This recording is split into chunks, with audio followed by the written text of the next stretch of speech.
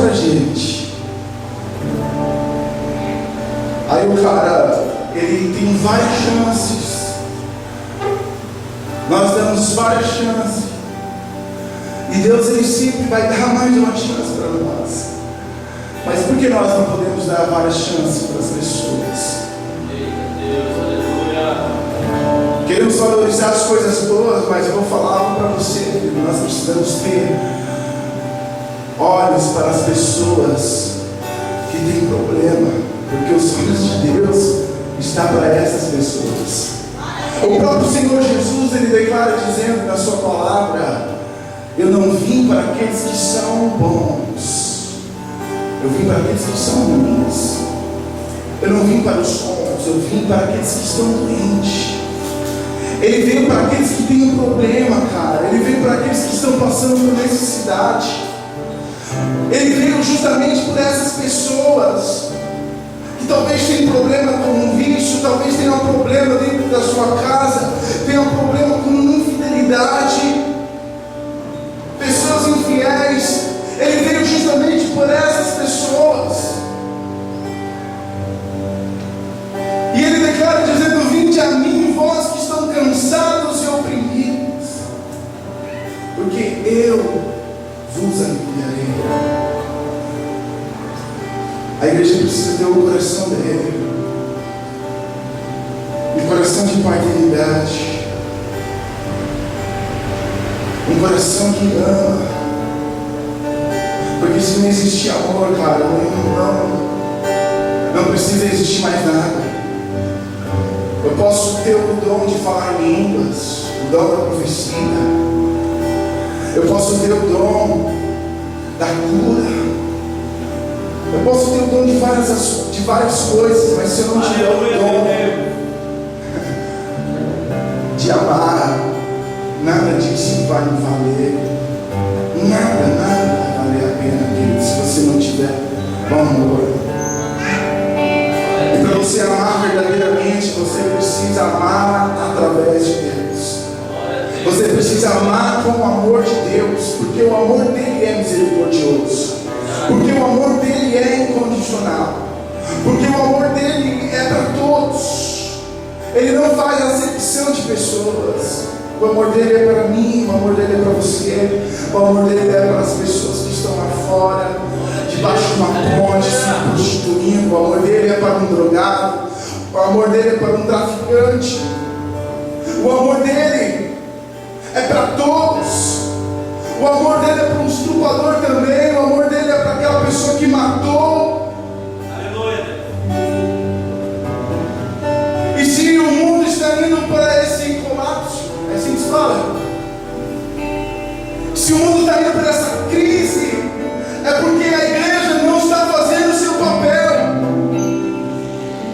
É porque nós não estamos estabelecendo o fundamento dele. Queremos receber cobertura espiritual, mas eu vou falar algo para você, querido. A cobertura espiritual, quando você cresce, quando chega uma hora ela trava você, você não pode crescer mais, porque existe uma cobertura sobre você. Aleluia, é verdade, irmão. Mas o que nós queremos ser uma base de vida.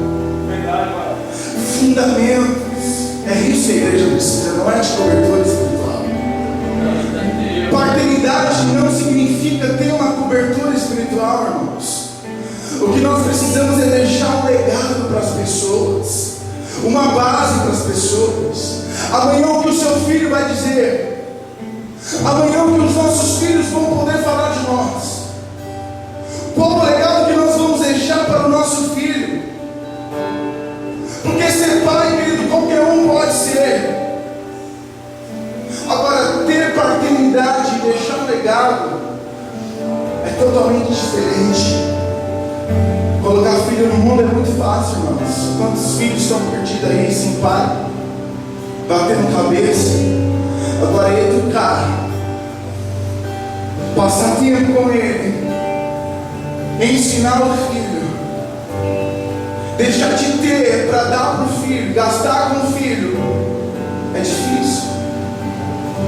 Por isso eu vou falar para você, querido, quando você pensar em ter filho, pensa antes se você vai ter condições de sustentar o seu filho, de dar uma boa educação para o seu filho. E no mundo espiritual não é diferente, irmãos. Precisamos dar uma boa base para os nossos filhos. Precisamos deixar um fundamento para os nossos filhos, uma estrutura onde eles vão crescer em Deus. Aleluia! E eles vão ser maior do que nós. Oh, glória a Deus! O pai deseja que o filho seja maior do que ele. Aleluia! Obrigado por tudo. O pai deseja que o filho seja maior do que ele. Obrigado por tudo, Jesus. O pai, quando ele não faz faculdade, ele luta para pagar uma faculdade para o filho. O pai, quando ele não tem condições de comer nos melhores restaurantes, quando ele tem um filho, ele luta para dar o melhor para o filho, para dar o alimento melhor para o filho, porque aquilo que ele não teve, ele vai querer passar para o filho.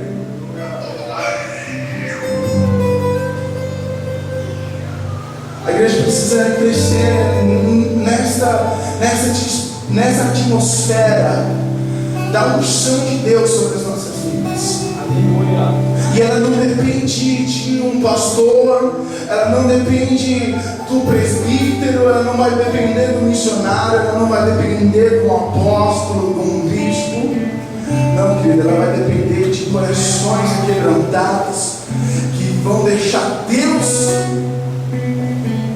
dirigir a sua vida, porque a unção de Deus, ela vem para todos. A palavra de Deus fala que o Espírito de Deus foi derramado sobre todos, sobre toda a carne. Aleluia! Sabe de uma coisa? Você também terá alegria na sua carne. Glória a Deus, aleluia! Deus, ele não vai alimentar apenas o seu espírito, ele vai alimentar também a sua carne. Santo Deus! Porque quando você vive a atmosfera com Deus, cara, quando você vive verdade em Deus, quando você promove a verdade, você deixa um legado. O que Deus precisa promover não é pregadores, não é cantores. O que a igreja precisa promover não são pessoas eloquentes que vão pregar para os quatro cantos da terra. O que Deus precisa promover dentro da igreja é a verdade, verdade de vida, pessoas que vão se posicionar debaixo de um legado, de um fundamento, e vão viver uma vida de santidade a Ele. Glória a Deus, aleluia! O que está faltando nos nossos dias de hoje, pessoas que entendam isso. Eu creio que Deus vai levantar sobre esta geração pessoas que vão dar continuidade a um legado que ficou lá para trás. Quando Josias, o rei Josias, assumiu o trono, ele tinha apenas... Ele era um jovem ainda, não lembro a idade. Era uma criança. Uma criança assumiu o trono. O rei Josias assumiu o trono. E ele cresceu. A Bíblia fala que ele cresceu nos fundamentos do seu pai Davi. Mas o pai de Josias não era Davi.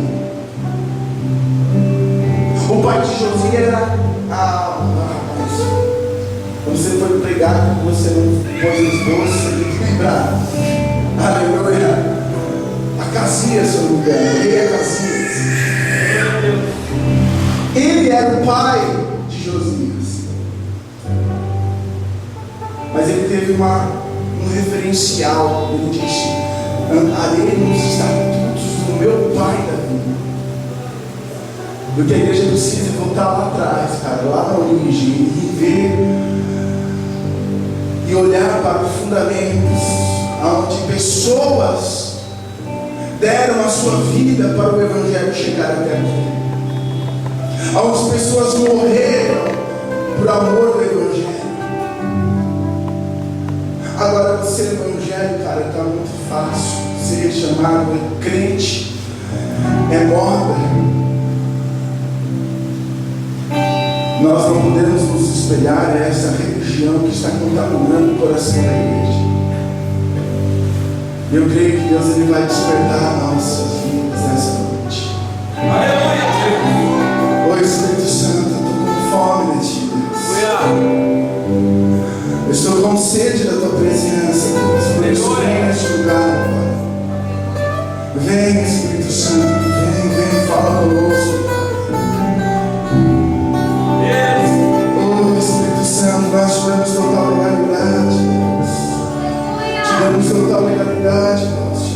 tua legalidade, Deus. Vem em nós. Oh, Deus. Eu te amo, Pai, eu te quero, eu te desejo. Vem com intensidade sobre este lugar, Pai. Vem, vem, vem.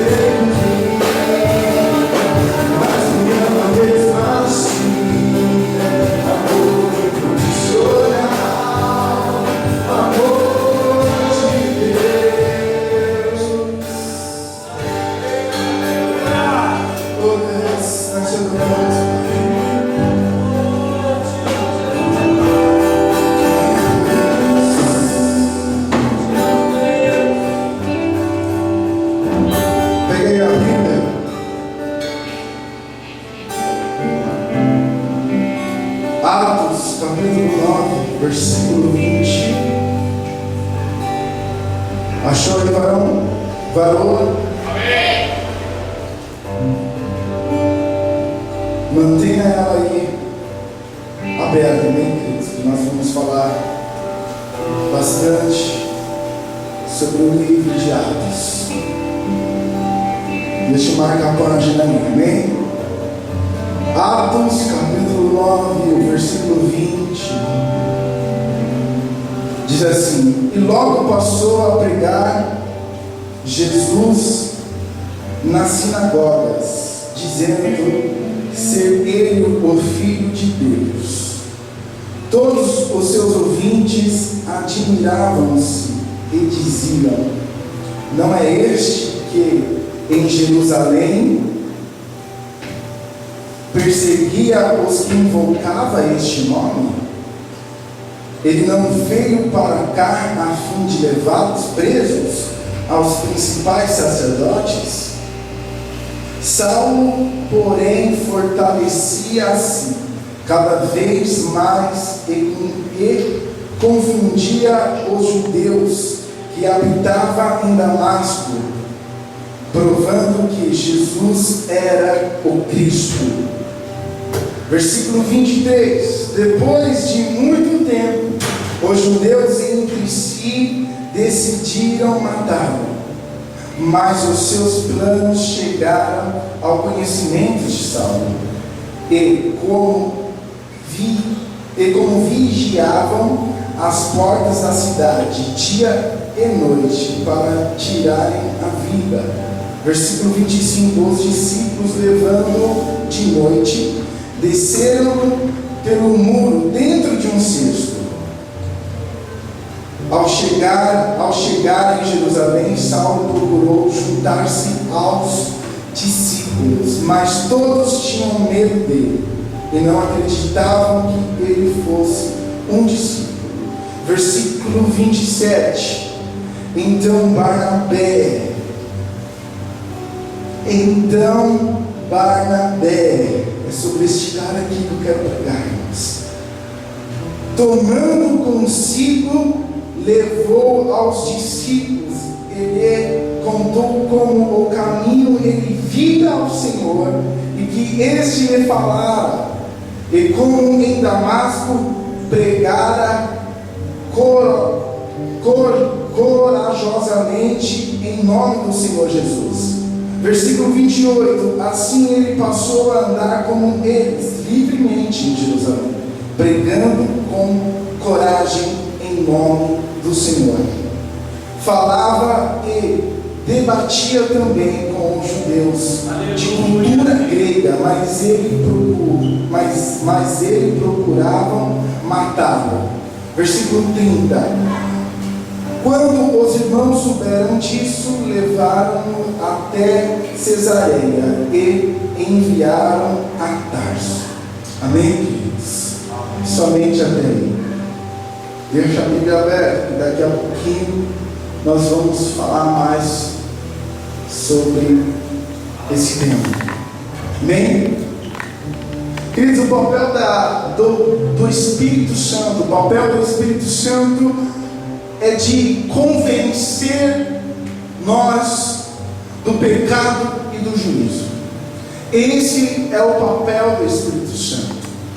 Em João 16, a Bíblia fala e relata sobre a missão do Consolador.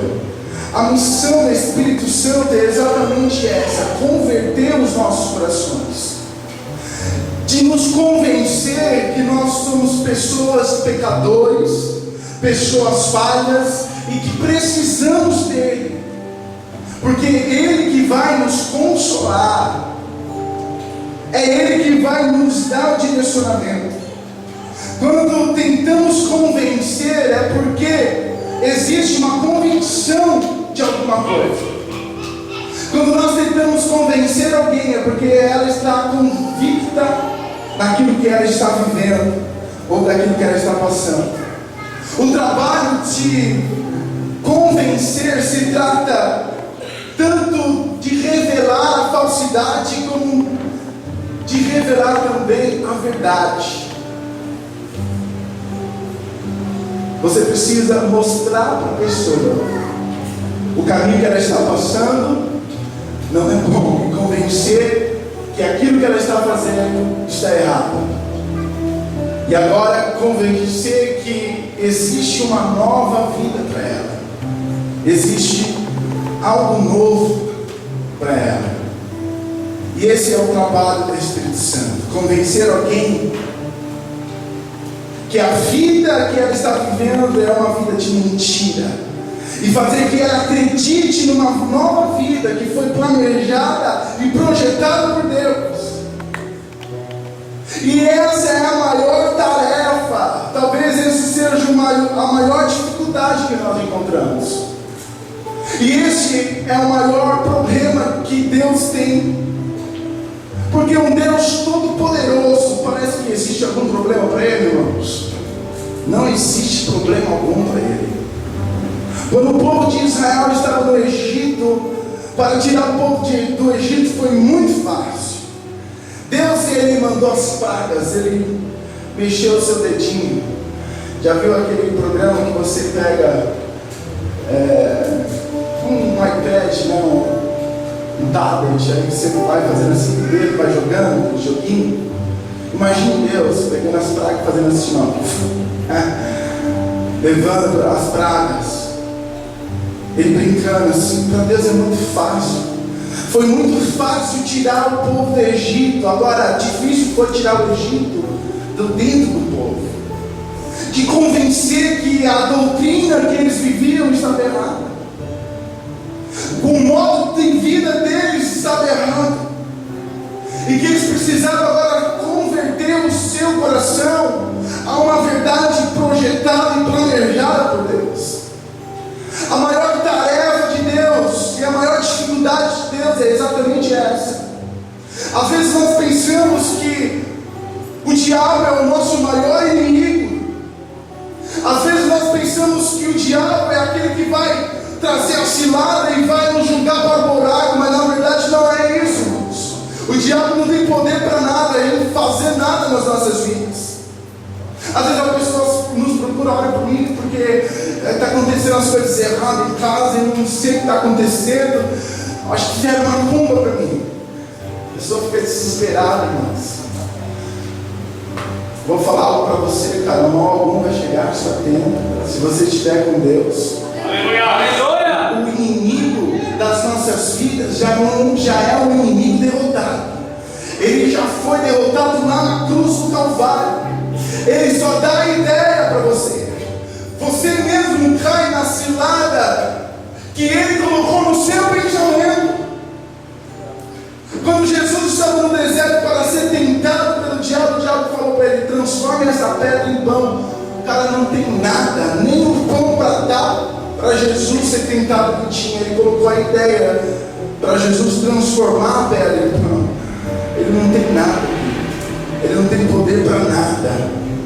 Ele está ao nosso derredor, tentando uma brecha. Quando você dá essa brecha, então ele tem legalidade. E a maior dificuldade que você tem não é o diabo. A maior dificuldade que Deus tem também não é o diabo.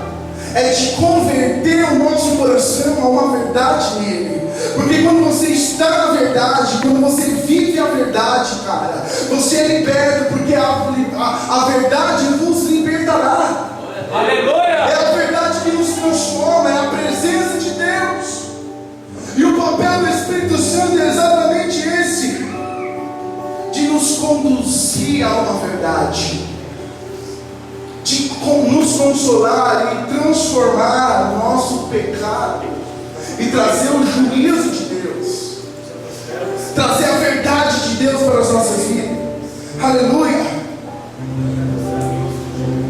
De fato, o que nós precisamos, querido, porque a igreja precisa é receber este avivamento de Deus todos os dias. E o avivamento se trata de confronto, se trata de Ele vir confrontar as nossas vidas, o Espírito Santo vir confrontar as nossas vidas e nos convencer todos os dias que nós precisamos dele, que nós precisamos do seu direcionamento. A igreja precisa ter um coração de Deus. Sabe por que Davi teve um coração segundo o coração de Deus? Porque ele deixou ser tratado por ele. Porque quando ele foi tratado, quando foi revelado o pecado de Davi, ele declarou para Deus: Deus, tira tudo de mim, mas não tira o teu Espírito. Porque é o Espírito Santo que nos convence, é o Espírito Santo que nos direciona. Que é o teu coração de Deus, querido. Tenha o Espírito de Deus na sua vida. Aleluia. A igreja precisa do coração de Deus. A igreja precisa do batimento cardíaco de Deus. A pulsação de Deus precisa estar pulsando também nas nossas vidas. Aleluia. Porque o coração de Deus está batendo por arrependimento, por transformação. O coração de Deus está clamando por almas.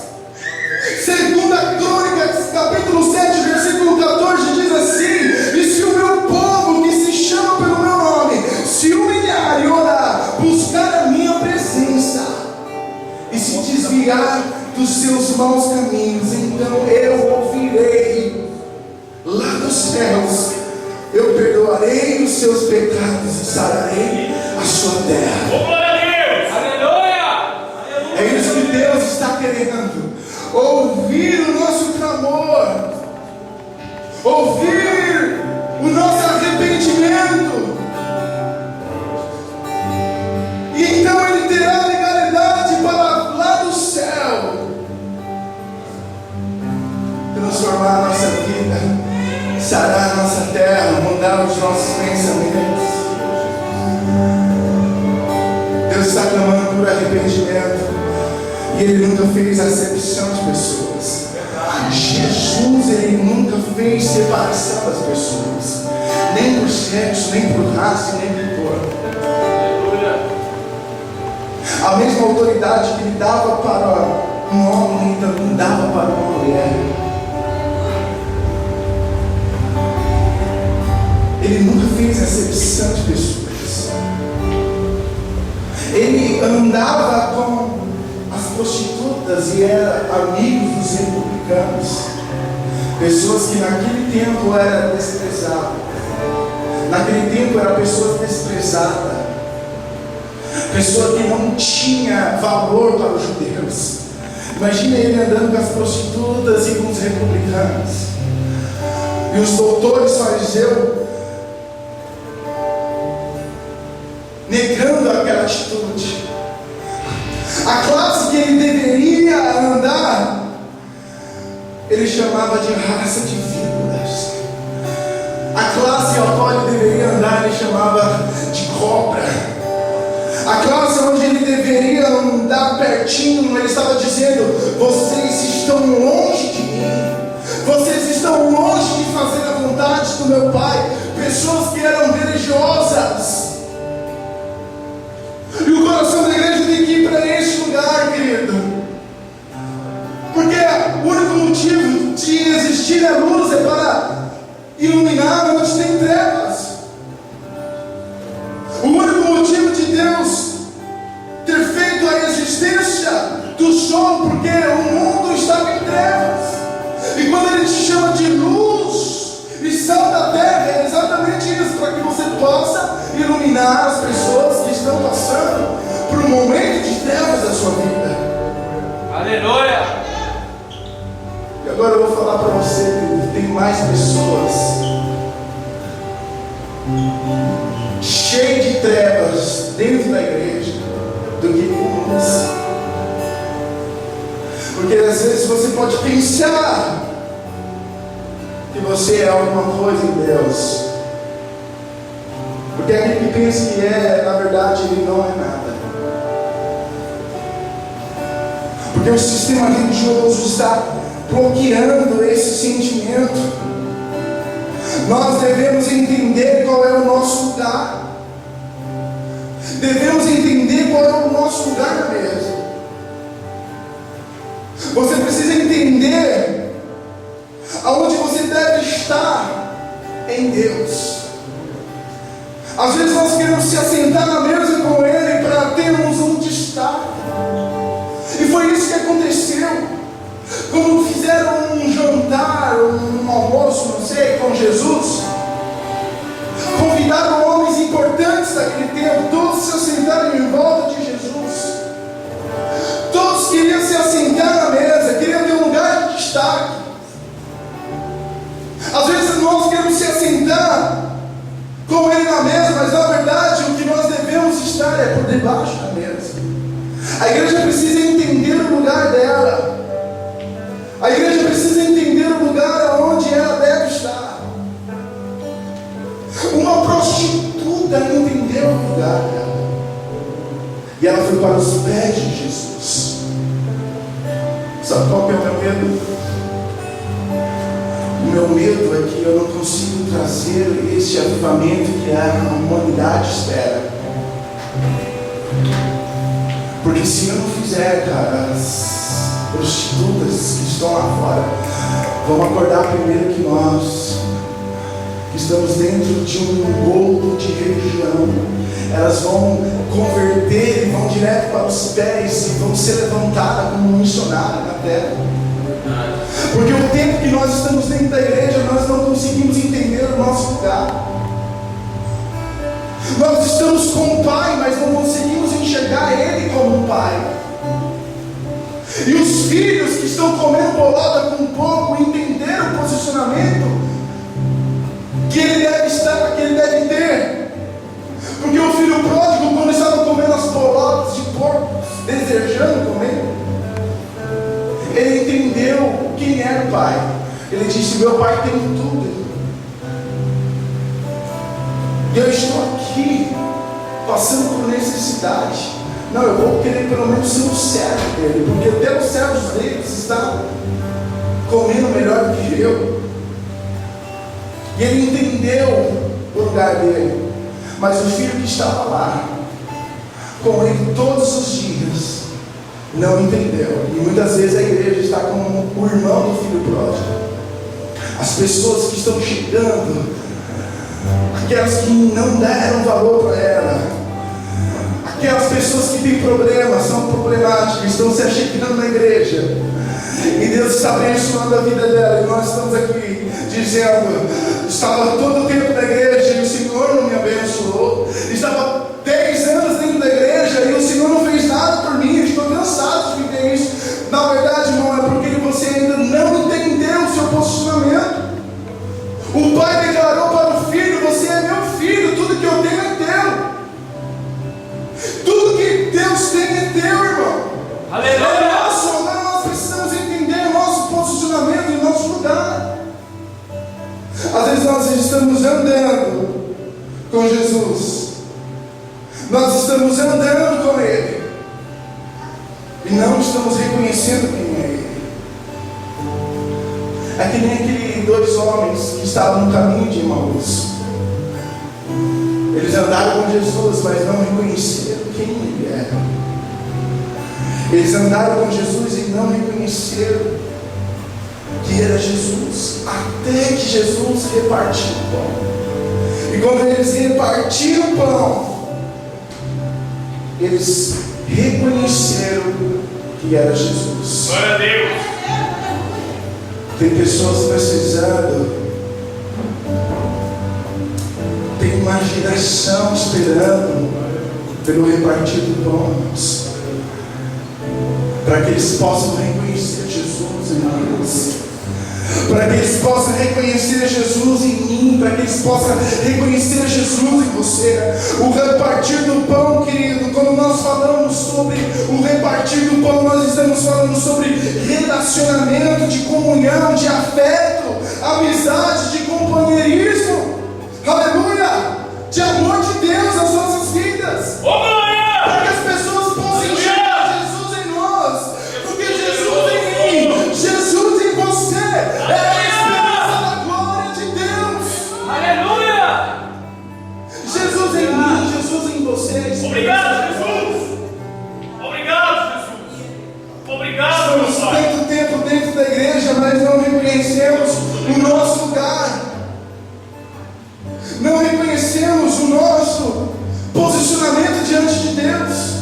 Oh, glória a Deus poderoso e maravilhoso. E o apóstolo Paulo, quando ele tem um encontro com a igreja, o apóstolo Paulo é rejeitado por eles. Misericórdia, Jesus. O apóstolo Paulo foi rejeitado pelos discípulos. Foi verdade. A Bíblia fala no capítulo 9 que Paulo ele está indo ao encontro dos cristãos de Damasco. E ele estava com uma carta, um legado para pegar e colocar eles na prisão e apresentar aos sacerdotes. Mas Paulo, no caminho, ele cai do cavalo, irmãos.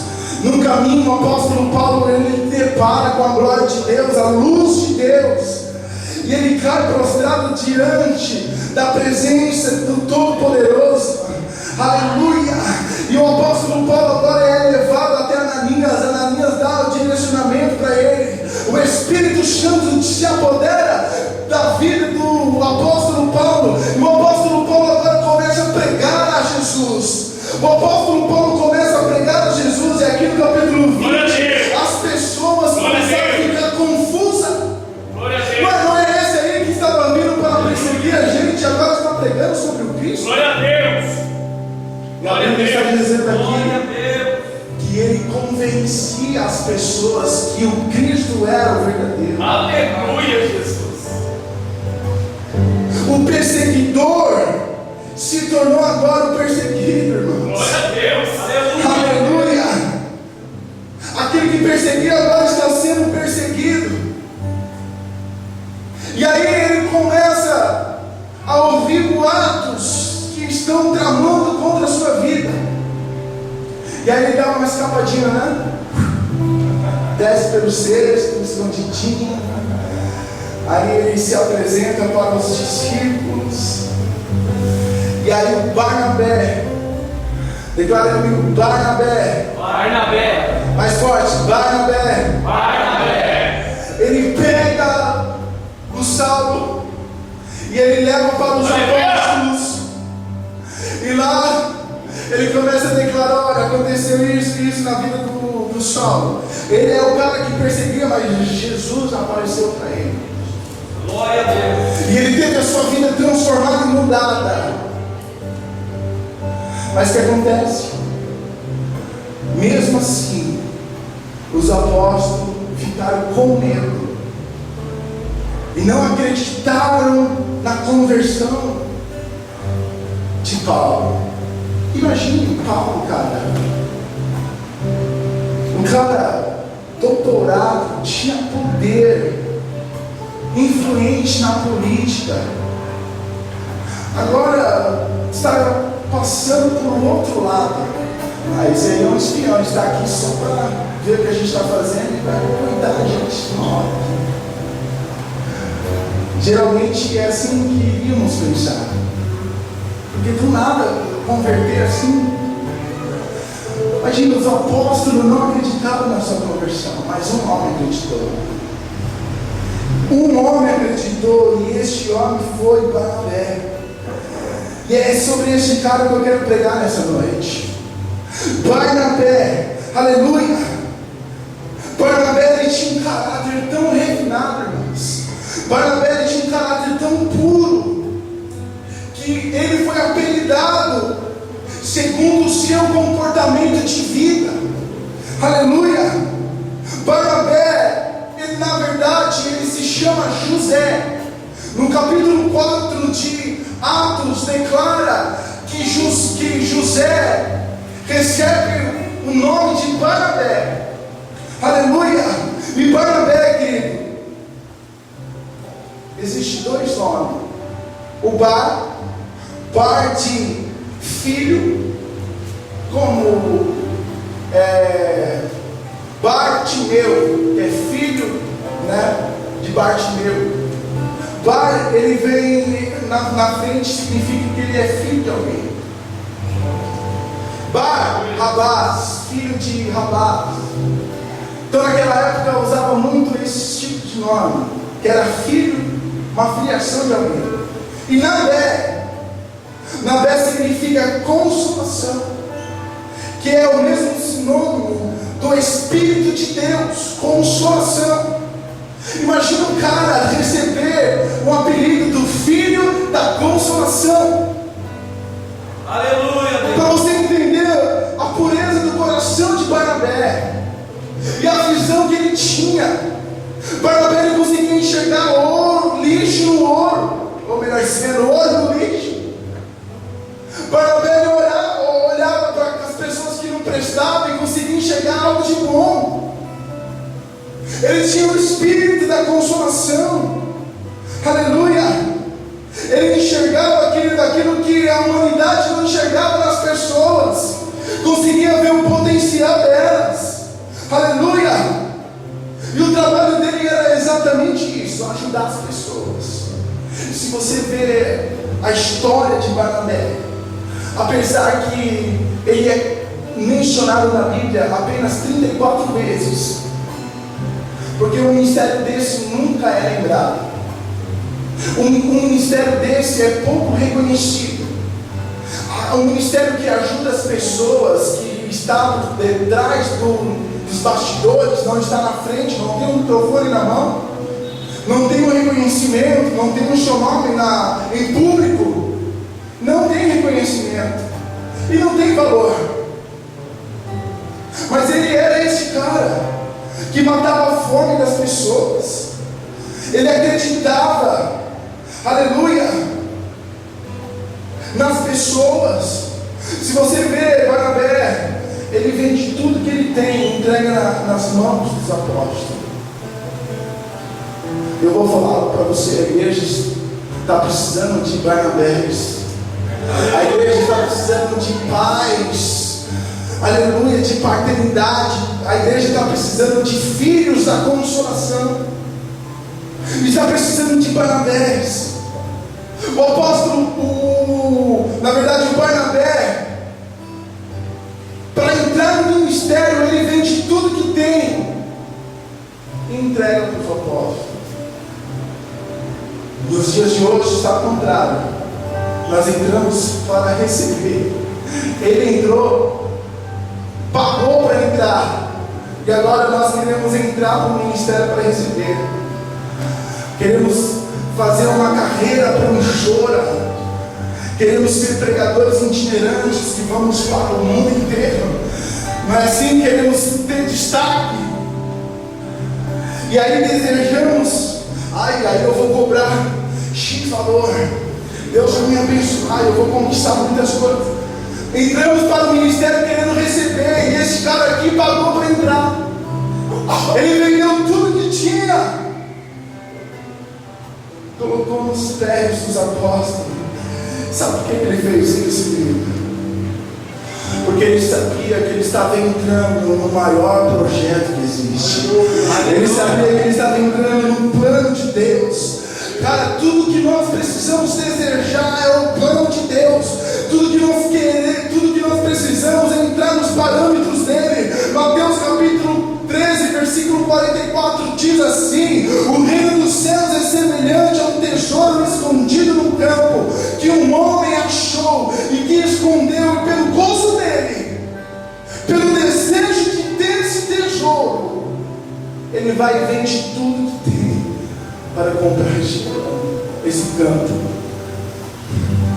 Foi exatamente isso que Barnabé fez. Ele vendeu tudo que tinha para encontrar o verdadeiro tesouro do reino. Porque o plano de Deus, querido, o projeto de Deus, você já imaginou você no projeto de Deus? Você já imaginou você vivendo no maior projeto do mundo, que é o projeto de Deus? Cara, não tem comparação. Não tem a satisfação maior do que você fazer parte do plano de Deus. Você fazer parte do plano de resgate de Deus. Aleluia. E Barnabé era esse cara que enxergava. Ele enxergava nas pessoas, cara, potencial.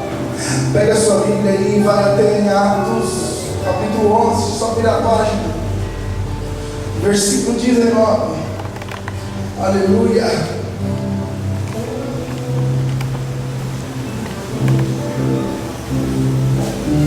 Glória a Deus. Glória a Deus, aleluia. Atos capítulo 11, versículo 19. Os que foram dispersos pela tribulação que se deu por causa de Estevão foram para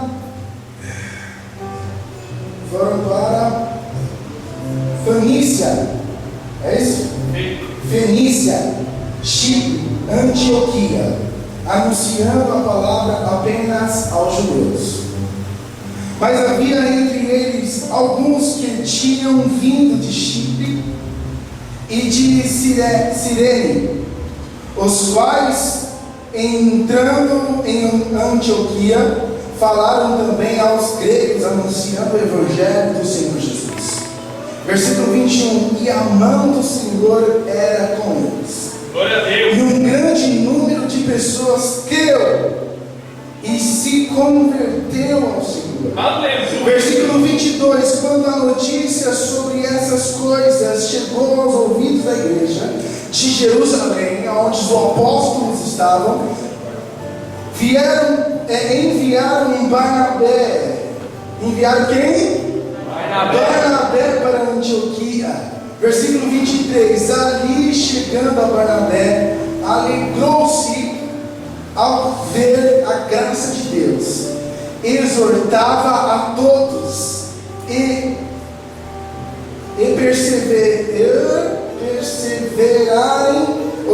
exortava a todos a perseverarem no Senhor com firmeza de coração. Versículo 24. Porque era um homem bom.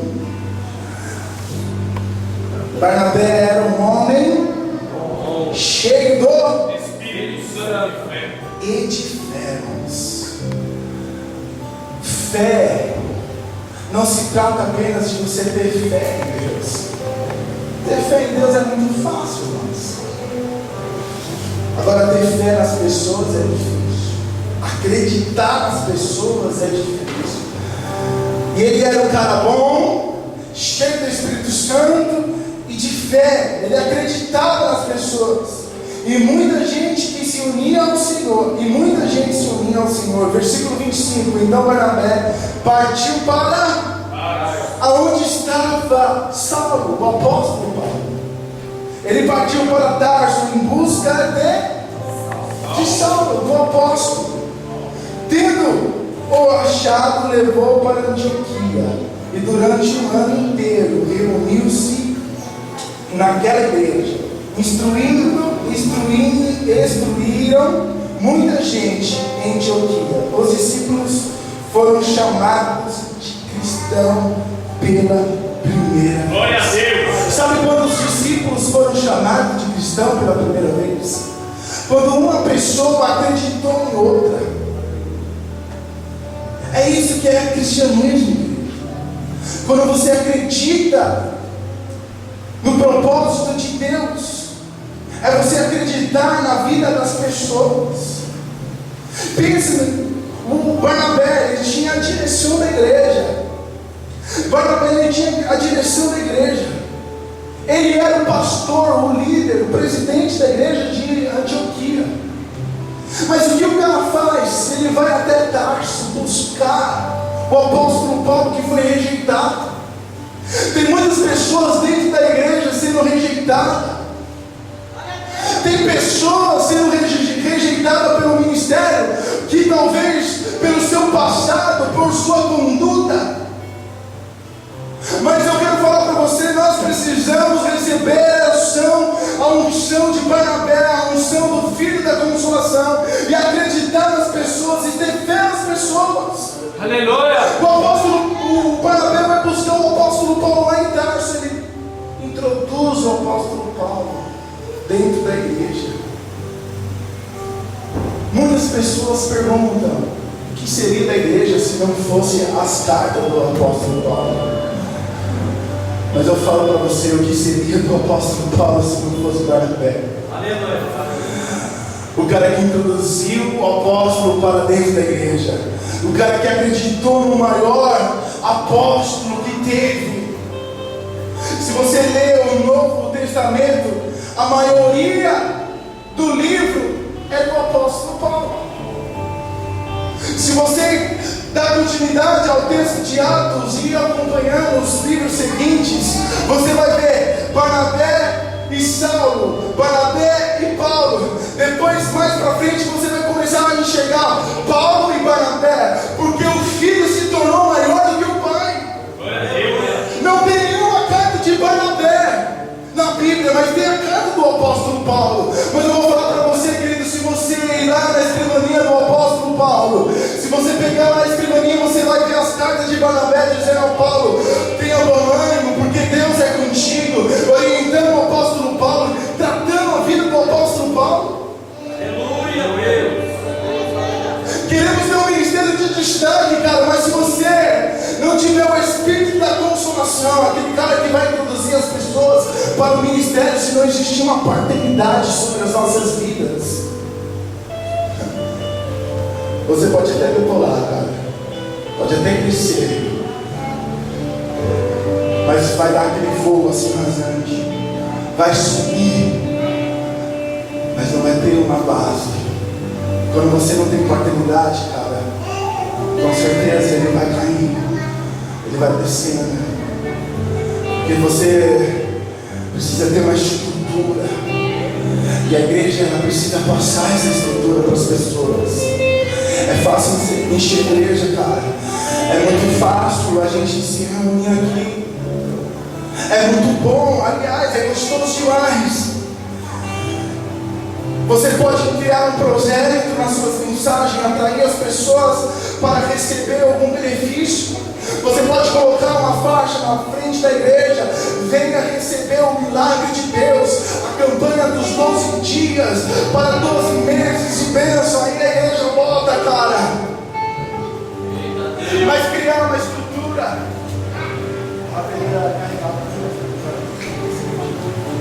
Aleluia. Aleluia. recarregável não presta, se a dura serra.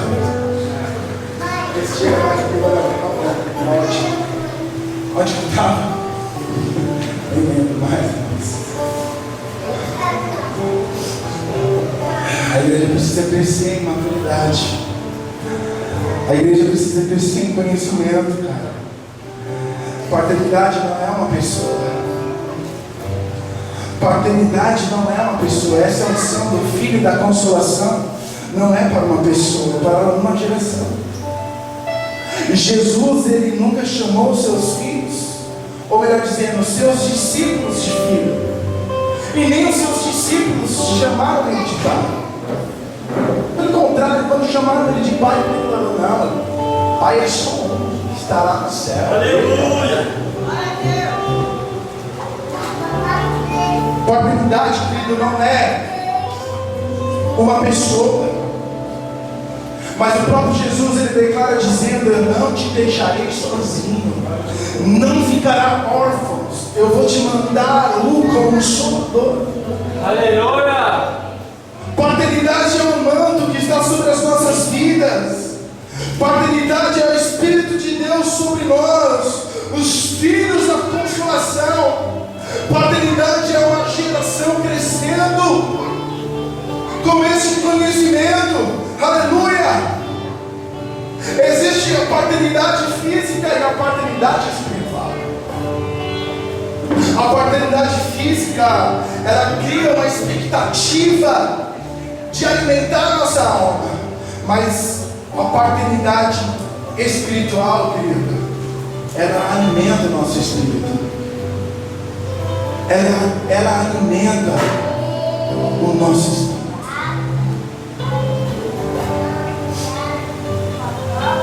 Quer ver um exemplo? Você pode andar comigo, você pode criar uma expectativa na minha vida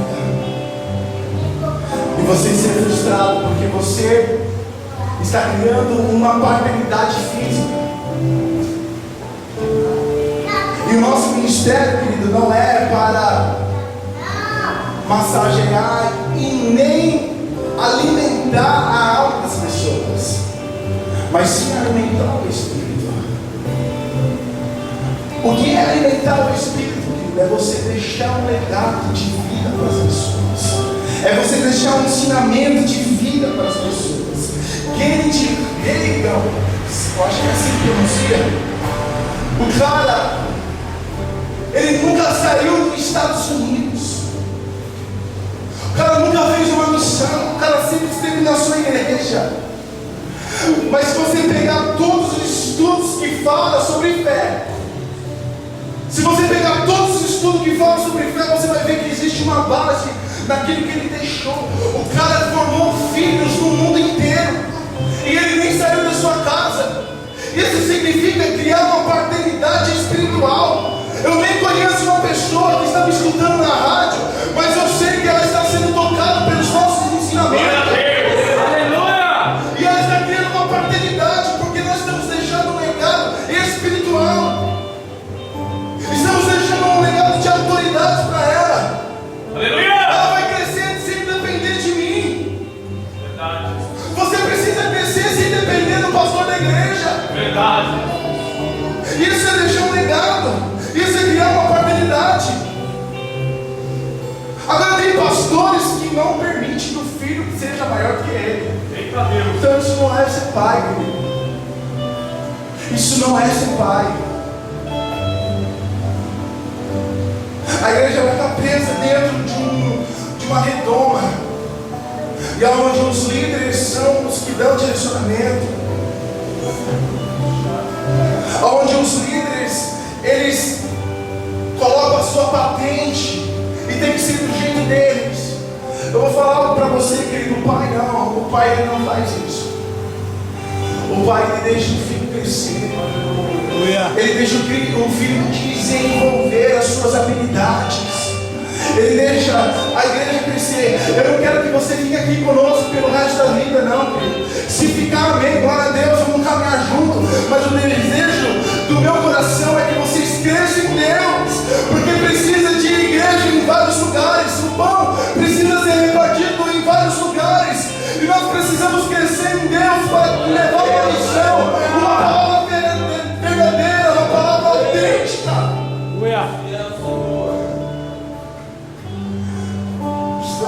somos filhos da consolação.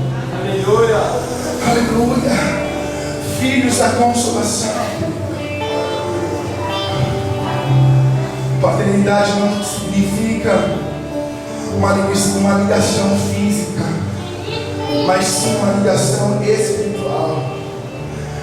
Tem gente que está perto da gente e não é filho. Tem gente que caminha conosco e não é filho. Porque não escuta, não recebe o nosso legado, o nosso ensinamento. E tem gente de longe que está recebendo o nosso ensinamento, e esses são filhos. Esses são filhos. Eu tenho que deixar algo de bom para a próxima geração. Porque se eu não dar continuidade, ao legado que deixaram para mim, que ele vai, significa que eu não fui bom o suficiente. Deixa o legado para a próxima geração. Deus, ele não é Deus que levanta uma nova geração. Você pode escutar isso aí por vários lugares. Deus está levantando uma nova geração, mas eu não quero acreditar nisso. Porque se Deus levantar uma nova geração, significa que eu não fui bom. Significa que eu errei em algum lugar. Deus é o Deus que dá continuidade às gerações. Você vai plantar para o seu filho colher. Então vai se levantar uma nova geração que será melhor do que nós. Não vai cair no mesmo erro. Não vai cobrar para pregar, não vai cobrar para louvar. Não, a próxima geração tem que ser melhor do que nós. Uma geração que não vai buscar interesses pessoais, uma geração que vai viver as vontades de Deus. Eu quero que você viva essa vontade. Aleluia! Eu quero que você receba essa unção, os filhos da consolação. Oh, glória! Se coloca de pé. Eita Deus, aleluia! Vem, Espírito Santo, sobre esse lugar. Aleluia! Cadê a postura? Vamos fazer o louvor. Eu me rasgo. Se humilha diante da presença dele. Se humilha na presença dele. Oh Espírito Santo.